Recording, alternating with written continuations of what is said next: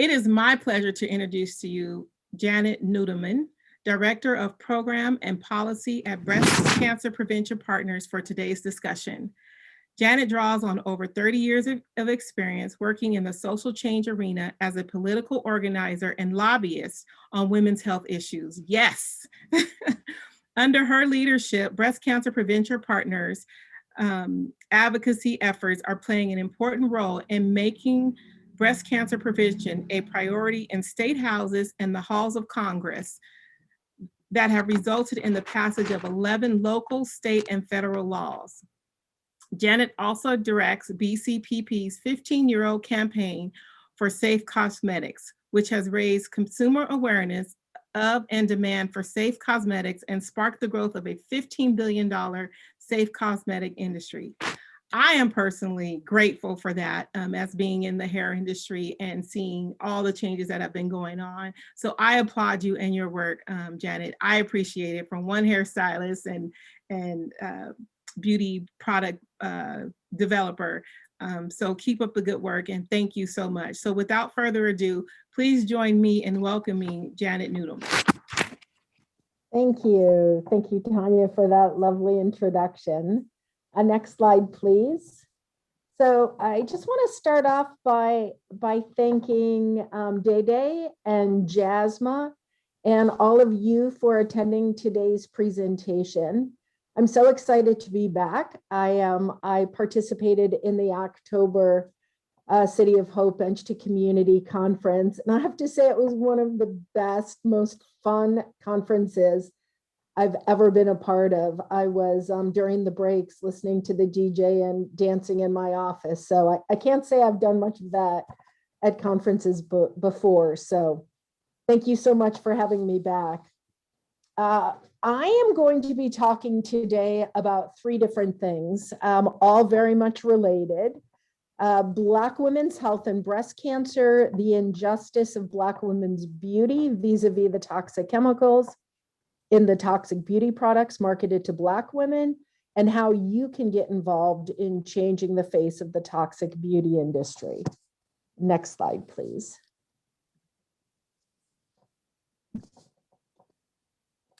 So I come today wearing two hats.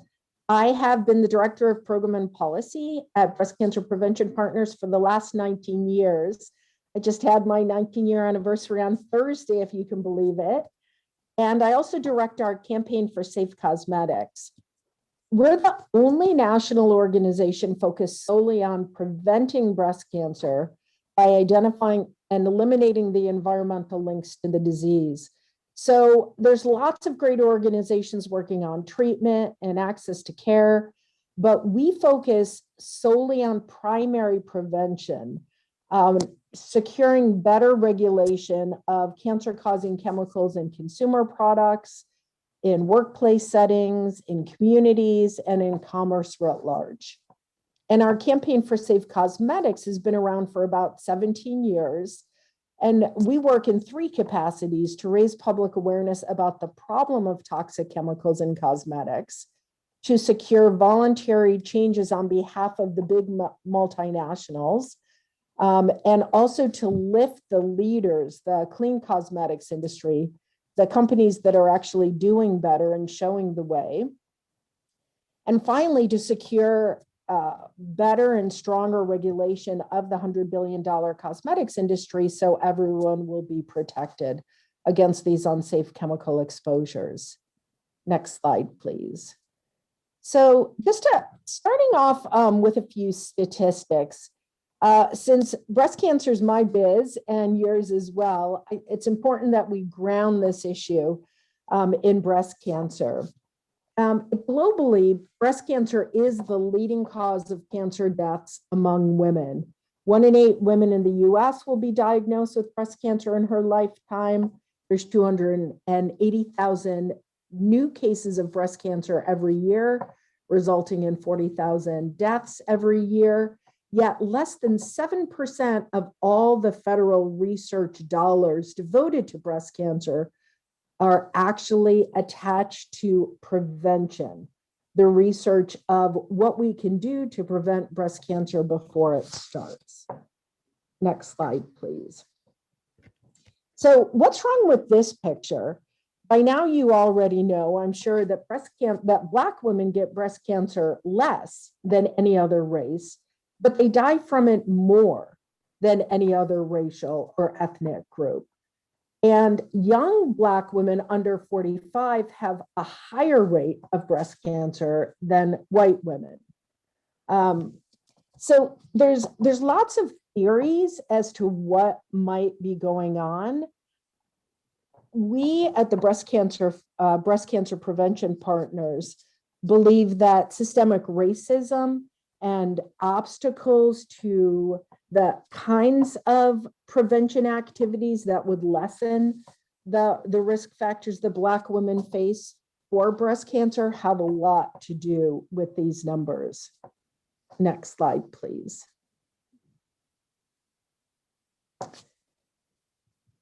There's a number that shocks most people, and that is that only 10% of all breast cancers can be attributed to genetics. Because when most people think about breast cancer, they think that it's an inherited disease. If you have a genetic predisposition for breast cancer, you're going to get breast cancer. When in reality, only 1 in 10 breast cancers can be attributed to genetics. So at Breast Cancer Prevention Partners, we ask the question every day, what's going on? Next slide, please. And in 2003, we decided to take a look at the cosmetic arena to better understand the presence of toxic chemicals in the cosmetics and beauty products women use every day. What led us in that direction was the passage of the EU Cosmetics Directive in 2003, when they banned over 1,100 chemicals from beauty and personal care products in the European Union. We took a look here in the United States to see if there was a similar set of regulatory activities going on, and saw that only 11 chemicals had ever been banned or restricted from cosmetics. That started to sound off some alarm bells in our heads. What the cosmetics industry said in response when we launched the campaign for Safe Cosmetics is the doses are so small that they simply can't matter, because they all subscribe to the old adage that the dose makes the poison. You need a big concentration of an exposure for a toxic chemical linked to a disease or adverse health effect to actually get that disease or adverse health effect on the other side. But what we've learned when it comes to cosmetics, and when it comes to the new science as it relates to environmental health and justice, is the dose doesn't always make the poison. And there's some important reasons why. Beginning with the timing of exposures matters. There are periods in our life described as windows of vulnerabilities when toxic chemical exposures have greater effects. And those are prenatally, when the fetus is developing rapidly. Chemicals that act like estrogen can actually alter the mammary glands of a developing fetus and set that fetus on the road toward breast cancer later in life. The same is true for young girls. Chemicals, again, that act like estrogen, known as endocrine disrupting compounds, can negatively affect the healthy childhood development of young girls and set them on the path of early puberty, which is another risk, increased risk for breast cancer. The underlying susceptibility of individuals matters as well. For example, women living with breast cancer, particularly ER-positive breast cancer, want and need to be very careful about their exposures to endocrine disrupting compounds that act like estrogen. Now, what is the case with all endocrine disrupting compounds is that they're hormonally active, and they act exactly the opposite from other chemicals. And in case very low dose, exquisitely low dose exposures to endocrine disrupting compounds can have a profound impact on the health of, again, the developing fetus, developing children, women, men, everyone in society. The other thing, or the other issue, again, related to cosmetic chemical exposure, but exposures to chemicals writ large, is that none of us live in a bubble. And we're not exposed to just one toxic chemical from one product. In fact, from the minute we wake up in the morning until the moment we go to bed at night, we're exposed to a cocktail of toxic chemicals from not just cosmetic and personal care products, but from our cleaning products and from our food packaging, and perhaps from our workplace settings, from the place-based exposures in the communities we live in. So this is a real problem, because what the science is telling us is that these chemicals are in fact contributing to harm. Next slide, please.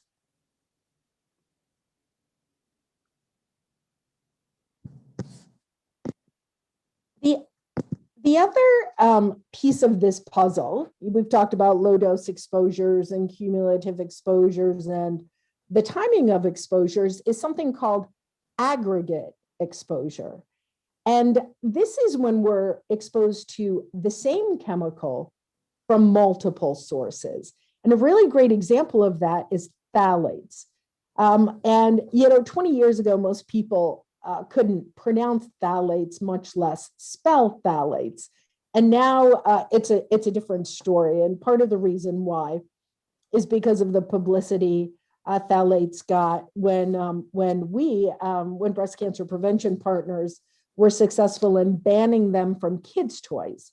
So phthalates are a family of chemicals that make plastic squishy and soft.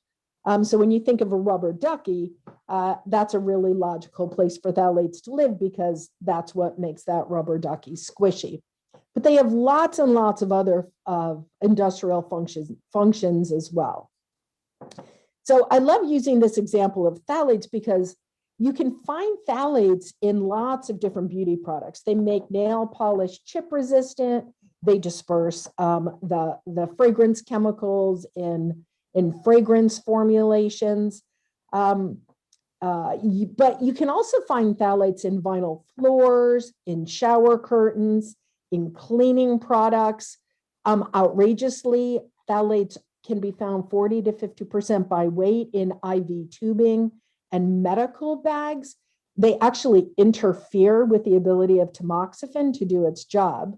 So, think about the phthalates in IV tubing is actually pumping that very toxic chemical linked to breast cancer directly into the bodies of young people, older people, sick people, whoever in the hospital getting treatment, and phthalates in food packaging as well. So this has been a really important way. I'm sharing this information with you because I'm hoping you will all end up to be future lobbyists.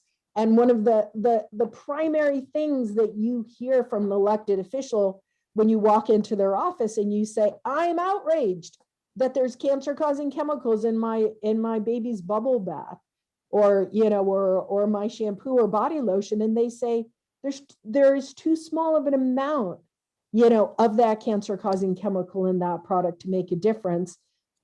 I want you to be armed with the same kind of responses that we use in order to counter that very old adage that just really doesn't hold up anymore in terms of the science. Next slide, please. And I do want to mention, besides breast cancer, phthalates have also been linked to obesity, to birth defects, to reproductive harm, and to endocrine disruption as well. So we've been talking about chemicals linked to breast cancer in personal care and beauty products, but the reality is that is just the tip of the iceberg of the problem. There are over 10,000 industrial chemicals used to formulate the beauty and personal care products we use every day. Companies can and do legally use chemicals linked to cancer, to birth defects, to hormone disruption, to learning disabilities, reproductive and developmental harm, asthma and other respiratory harm in the cosmetic products that consumers and workers come in contact with every day, many of whom are women of color. And this slide shows just a handful of toxic chemicals that are legally used in products sold in the United States, but are banned by the European Union. In fact, as I mentioned earlier, the EU bans now currently over 1,500 chemicals from the beauty and personal care products sold there, including formaldehyde, asbestos, coal tar, chemicals that are known or suspected to cause cancer, genetic mutation, reproductive harm, or birth defects. Next slide, please. So how is it possible, you might ask? I mean, when I first started doing this work, that was my question. How is it legally possible for a company to knowingly, not mistakenly, not inadvertently, but knowingly make a product, an intimate personal care product with a chemical linked to cancer? You know, I still have the co-host rights, and I see people in the waiting room, so I've been letting them in. I hope that's okay. So here is where this problem emerges from. Most people think that the FDA regulates the safety of personal care and beauty products the same way that they do food and drugs. But the reality could not be further from the truth. Will you go back one slide, please? You just went forward. So the FDA does not conduct pre-market safety testing or review of cosmetic ingredients or of a finished cosmetic product before that product reaches store shelves. Nor does it require companies to test the ingredients in their products for safety before they're placed on store shelves. So no one's minding the store, not the regulatory agency, and companies themselves aren't required by law to test the safety of the ingredients in their products. The FDA can't even require a recall of harmful cosmetic products when they've been proven to cause harm. And a couple of great examples of this is the keratin hair straightening products that you've probably heard about, like Brazilian Blowout, which were being marketed as formaldehyde-free, even though they were tested and found to contain 10% formaldehyde by weight. And formaldehyde is a known human carcinogen. There was more formaldehyde in the Brazilian Blowout product than an embalmer uses to embalm a dead person. And another great example of products that could not be recalled by the FDA were the Johnson's baby shampoo, or I'm sorry, Johnson's baby powder, talc-based baby powder, which has been found to be contaminated with asbestos. And also the Wen hair care shampoo, 21,000 people contacted Wen to tell the company that their hair was falling out when they used the shampoo, and the FDA couldn't force the manufacturer to remove the product from store shelves. Okay, so stay where you are, because I'm catching up now. So, as I mentioned, there are 10,000 chemicals used to formulate the beauty and personal care products we use every day. In addition, there are 4,000 chemicals used to make those beauty and personal care products smell good. And those are called fragrance chemicals. Now, the problem with fragrance chemicals is they're in the majority of the personal care products we use. However, they do not have to appear on the product label because of a federal labeling loophole. Every other chemical in a cosmetic product needs to appear on the product label with the exception of fragrance, flavor, and contaminants. And fragrance and flavor are protected as trade secrets, which means they're like the intellectual property of the cosmetic company. Now, we know because of our own research that lots and lots of fragrance chemicals are in fact linked to adverse health effects like cancer, like birth defects, endocrine disruption, asthma, but they're also air and water pollutants as well, which is really shocking. But no one knows what fragrance chemicals are where because of this labeling problem. So we tested 50 personal care, beauty products, and cleaning products for toxic chemicals in order to try to get a handle on the problem. What we found is that the majority of the toxic chemicals in the products that we tested were fragrance ingredients. All right, that was the first really shocking discovery of our project. Now, there was a whole range of products that we looked at, and you're looking at a list of the top 10 most toxic products that ranged from a mix of celebrity endorsed perfume like J.Lo Glow and Estee Lauder White Linen, to a body lotion, to a couple of cleaning products, a couple of shampoos. Next slide, please. However, the most toxic product out of all the chemicals that we tested was a shampoo marketed to kids of color called Just For Me shampoo, made by Strength of Nature. So more toxic than even the cleaning products, than the tub and tile cleaner and the all-purpose cleaner and the spot remover. This one product contained 24 toxic chemicals linked to chronic adverse health effects. And 17 of those 24 chemicals were fragrance ingredients that didn't appear on the label. So in this case, even if you wanted to be a smart shopper, do your research and protect yourself against toxic chemicals in a product, you wouldn't be able to, because the majority of the toxic chemicals in this product don't even appear on the label. And I do want to mention that of those toxic chemicals that we detected, one of them was a carcinogen. 6 were linked to reproductive and developmental harm, 1 to neurotoxicity, 2 to respiratory harm, and 15 of those toxic chemicals were endocrine disrupting compounds, the same chemicals I talked about earlier that are hormonally active, which is especially troubling for a product marketed to kids whose bodies are especially vulnerable to hormonally active chemicals. Next slide, please.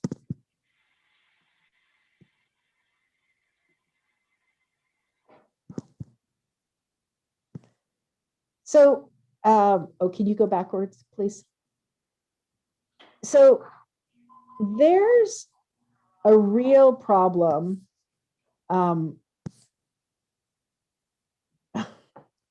There's a real problem here for everyone, right? For all consumers. But Black women have it really bad when it comes to beauty products.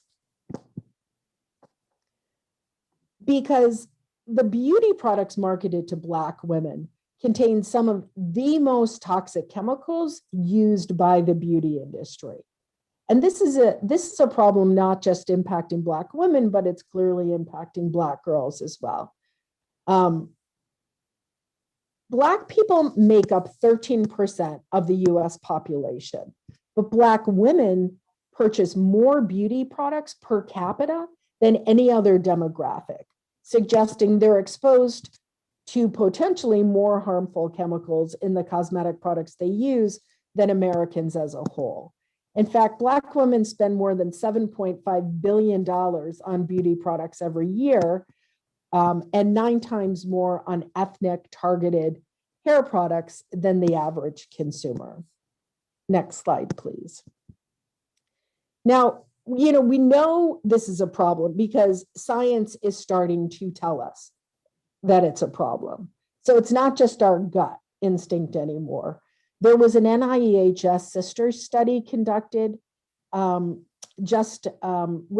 I think it was just last year, that found that Black women that regularly dye their hair experience a 60% increased risk of breast cancer compared to their white counterparts who regularly dye their hair. So there's no difference in the amount of hair dyeing that's going on. What the difference is the products that are being used, suggesting that the beauty products being used by Black women are more toxic than their white counterparts. And it's not just breast cancer that the chemicals in the products marketed to Black women are linked to. We're also talking about endometriosis and fibroids and neurological dysfunction, and you can see some of the other adverse health effects listed on the slide. Next slide, please.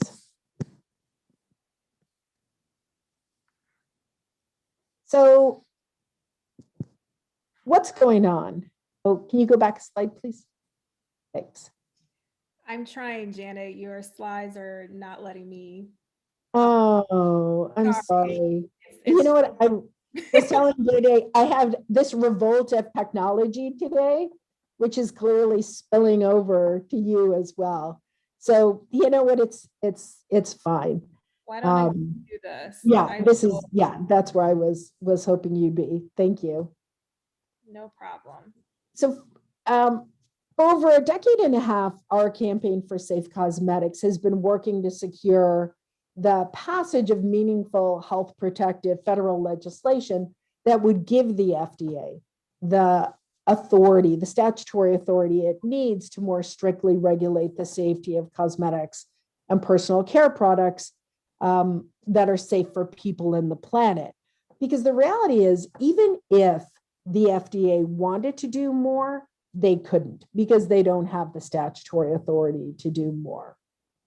The federal law that governs the $100 billion cosmetics industry and the $70 billion fragrance industry is only 2.5 pages long, and it has not been significantly amended since it was enacted 80 years ago.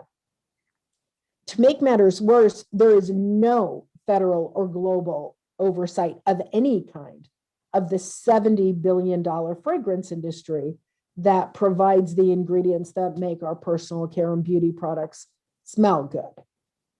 Next slide, please.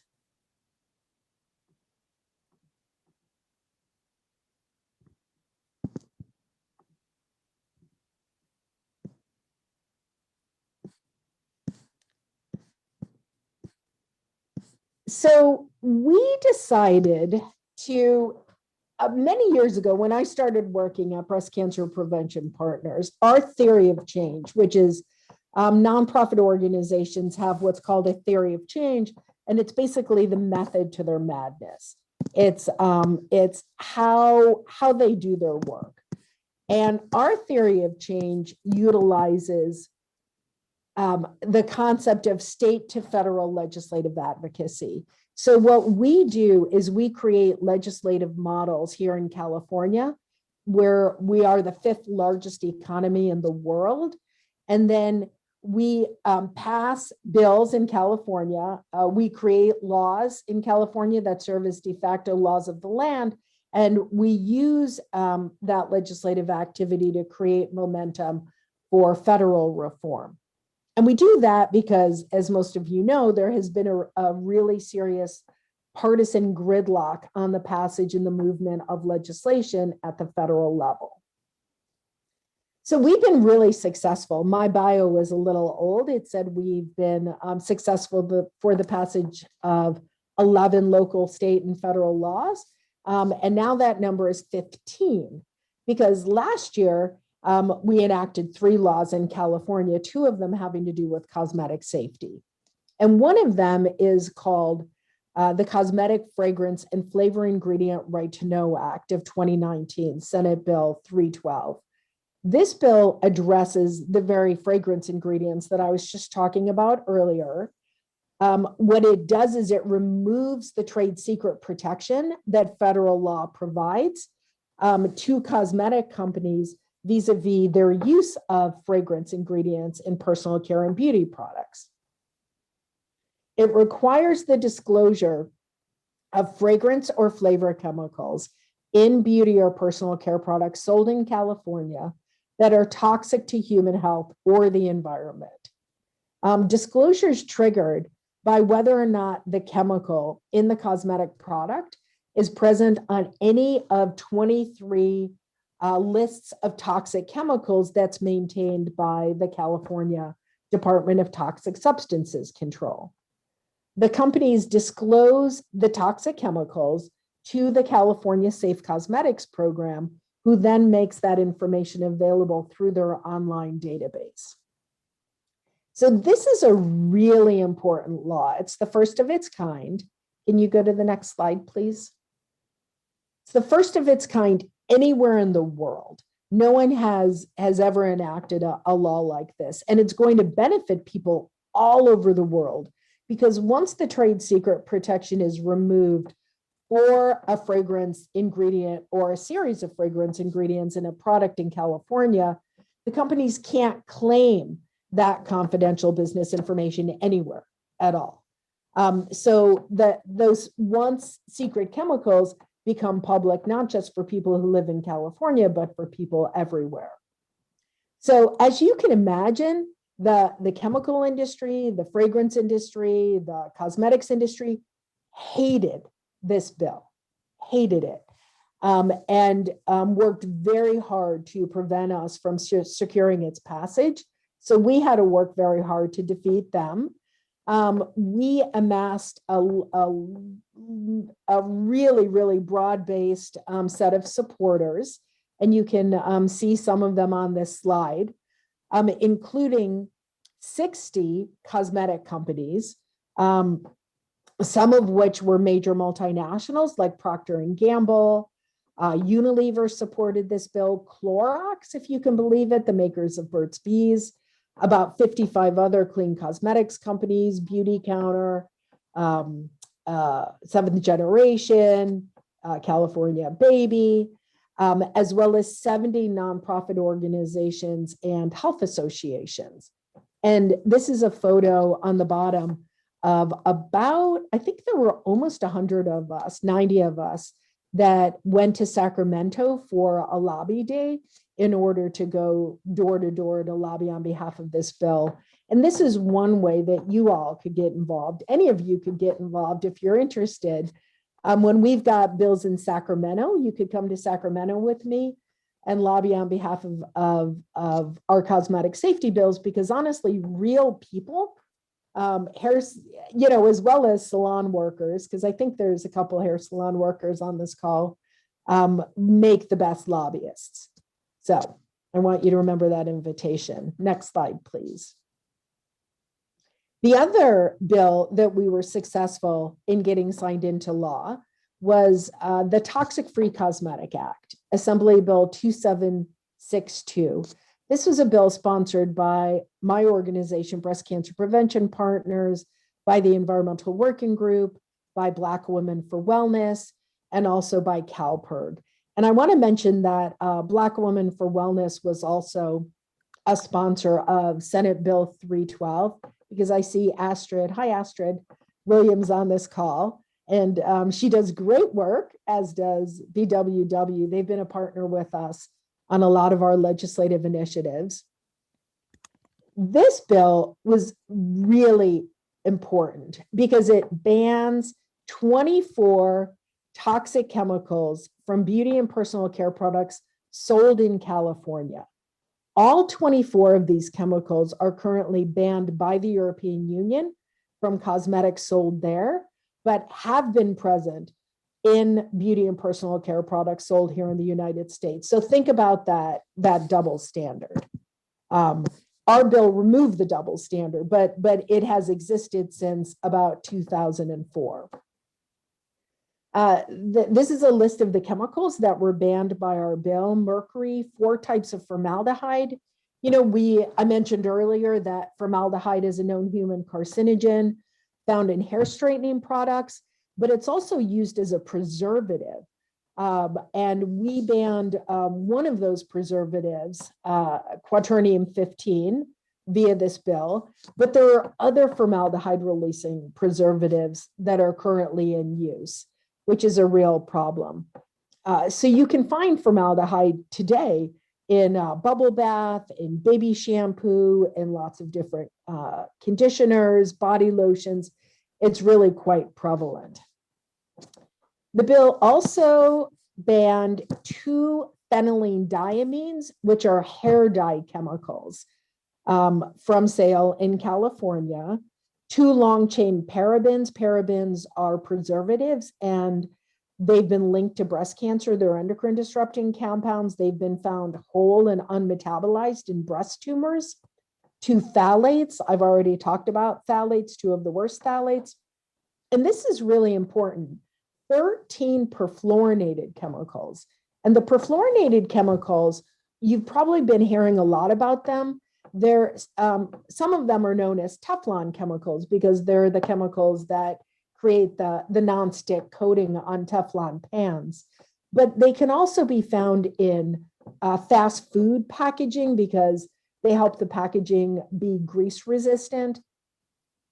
They're also found in waterproof tents and raincoats, some ski wax.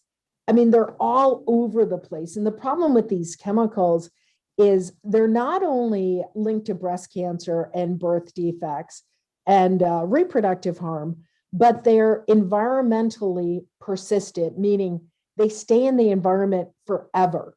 They have no known half-life. And they're found in cosmetic products, in waterproof cosmetic products like mascara and eyeliner. So this was a really, really important piece of legislation because when California enacted AB 2762, we banned, in the process of doing so, we have now banned more than twice as many chemicals as the Food and Drug Administration, if you can believe it. Next slide, please. So those are examples of a couple of bills that were signed into law by Governor Gavin Newsom, actually on September 30th, 2020, the very last day possible for him to sign bills. This year, we don't have any cosmetic safety legislation in the mix because we're putting all of our energy into what's happening at the federal level. And this is another way you can get engaged in legislative advocacy on behalf of cosmetic safety. Now, for the California bills, you can come to Sacramento, as I mentioned, and lobby your legislators there, but every legislator has a district office. So that means their home office. So whoever represents you in the California Assembly, you have one assembly member, and you have, they're known as assembly members. At the federal level, they're known as representatives. And you have one state senator, and each of them have a home office. And if you care about cosmetic safety bills moving through the Sacramento Capitol, you can visit your assembly members or your senators, meet with them in person, write them a letter, make a phone call, and let them know about what matters to you.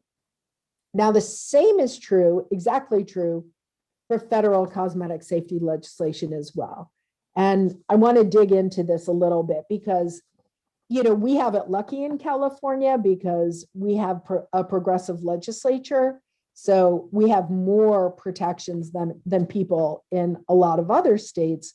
But our end game has always been the passage of federal legislation, because when you make that happen, everyone's protected. You know, even those people that live in states that don't pass progressive legislation and people who aren't lucky enough to buy the safer products. So I've been working on trying to enact federal cosmetic safety legislation since 2009. So a very long time. And the things move very, very slowly in Washington, D.C. And the reason why is because the opposition to these bills are really, really powerful. and they spend millions and millions of dollars to maintain the status quo. This is not just the case, clearly, for toxic chemicals in beauty and personal care products. It's the case for a lot of issues we care about. But in this case, it's particularly true because the $100 billion cosmetics industry is very invested in staying self-regulated. So there's 3 bills that are in play and have been in play now for, let's see, about the last almost 10 years or so. The gold standard for cosmetic safety is a bill that was introduced by Representative Jan Schakowsky from Chicago. It's called the Safe Cosmetics and Personal Care Products Act. And her bill is considered the gold standard because it represents the kinds of progressive issues and addresses the concerns, many of which I've talked about today. We are trying to get the major provisions from Representative Schakowsky's bill attached to a bill that was introduced by Representative Pallone from New Jersey and a companion bill, which means the exact same bill that was introduced in the Senate by Senator Dianne Feinstein and Representative Susan Collins from Maine. Their 2 bills are supported by all the big multinational cosmetic companies. So right there, you can detect a problem, because if the cosmetics industry is supporting cosmetic legislation, you know it's not going to change much in terms of how they do their business, and isn't going to do much in terms of the kinds of consumer protections that we're seeking. The major issues that we're most concerned about that, again, are addressed in Representative Schakowsky's bill are the full disclosure of fragrance and flavor ingredients in cosmetic products. We're really concerned about getting women of color greater protections vis-a-vis the cosmetic and beauty products that they use every day. Her bill addresses that issue as well.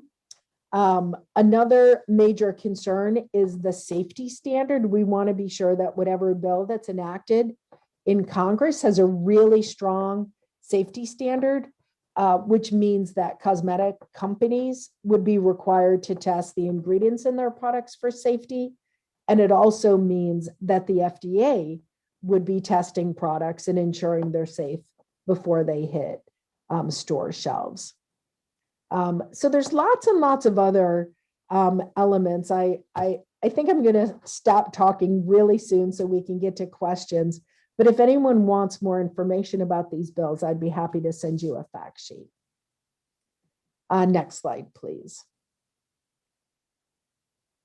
So before I move into individual things you can do from the personal to the political, I just also want to mention a project that we're working on that's being led by Black Women for Wellness. And it's a global campaign against Johnson & Johnson. Some of you might be familiar, most of you are probably familiar with Johnson & Johnson's baby powder.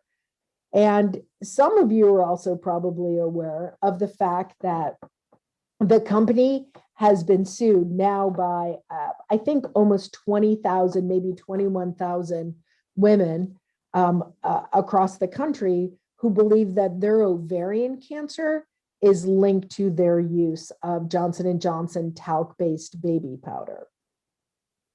There's another problem with their baby powder, and that is that, that numerous tests of the talc-based baby powder has revealed asbestos contamination. And asbestos is directly linked to mesothelioma at any level. There is no safe level of exposure to asbestos relative to this particular very, very dangerous type of cancer, mesothelioma.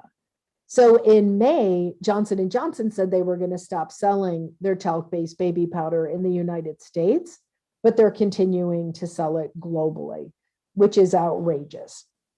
One of our major beefs also against Johnson & Johnson is when sales started to dip in the United States, of their talc-based baby powder, they increased and they doubled down on their marketing of the baby powder to women of color, because some women of color use baby powder as a genital deodorant, basically. So this was particularly egregious when documents were uncovered revealing the fact that Johnson & Johnson knew that their baby powder was contaminated with asbestos.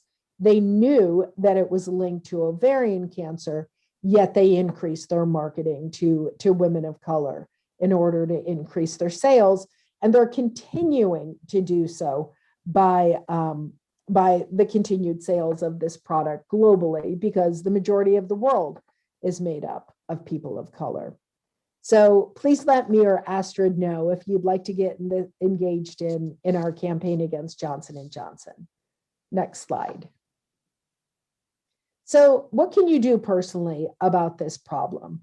You can detox your own life by choosing products free of the worst chemical offenders like phthalates and formaldehyde, choosing products that are made by companies that voluntarily disclose their fragrance ingredients. Next slide, please. You can also become a smarter shopper and just use fewer products. You can support clean cosmetic companies that are doing the right thing, that are being transparent about the ingredients in their products and are also making safer products. You can also get engaged politically, which we would love for you to do. Next slide, please. By writing your members of Congress and your state legislators, by conducting, again, district visits. If you're in Washington, D.C., you can, of course, meet with them in our nation's capital. You can visit our website where we have action alerts, so you can send a letter electronically. It's super easy. It just takes a couple of minutes. You can share posts on social media. What was it that Amanda Gorman said, which was something that just really stuck with me, which is, we won't be interrupted by intimidation, which is so important, because these companies want us to believe that we have no choice, and we do. There are safer products and they need to do better. Next slide, please. And finally, you can learn more and you can educate yourselves. And I invite you to visit our websites, www.bcpp.org and www.safecosmetics.org, in order to get tips and insights and shareable content and action alerts from the science and policy experts that work there. Next slide, please. And finally, I want to say thank you on behalf of myself and my 11-year-old daughter, because I do this work for her. And I'm reminded by what Mahatma Gandhi said, which is, let's all be the change that we want to see in the world. Thank you.